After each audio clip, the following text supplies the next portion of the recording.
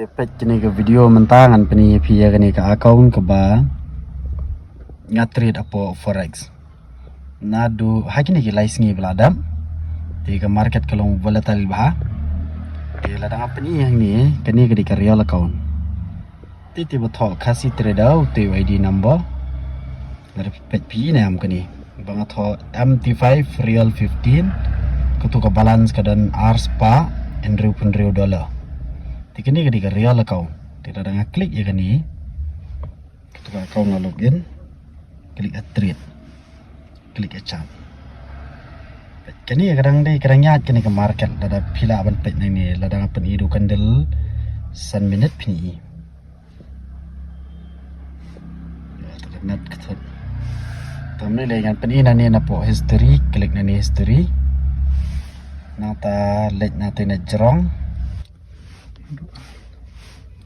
Nado live tarik September ata hado art tang license pini yang tai katai ke profit Sunspa live pradola kumut kalong gomba sun power jartam tangka profit ka deposit pan nya deposit hado shispa arplay dola kumut kalong gomba khat way hajar ye ti ketu ngalau withdraw live pa kan $1,000 ketu kalau gomba live pra hajar kumta terter ti kini ke balance kadang sa Rspa $100 kemudian kadang sa gomba Arpsan hajar ye yang ni kemudian ngala de withdraw ya ke try banget hap nang ta ngala de withdraw ro bat ke profit kunjung cuman tak ketu balance basa atulik lah de ke profit ti pini yang ni kitrin kidan gibanga loss kidan gibanga yo gitu gibasaw di balas gitu ibablu di bayo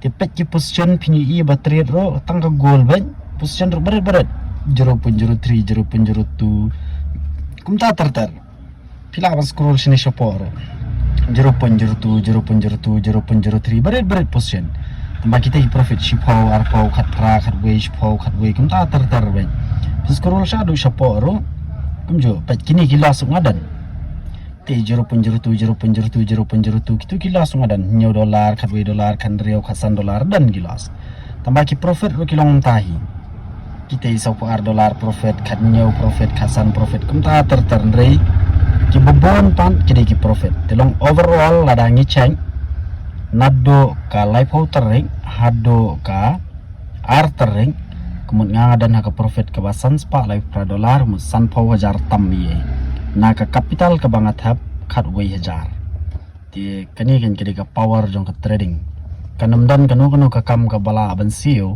yapi san power jar tam hapo arsni laisni di ke trading kiri ke bae kam de ke besok berka simpor tingiru banyo egani lalong dakis nam ngaling ngale ke market ngamar ngade self learning yang ka bampor mbado san rus nami hado bangan dayo profit kumni ceta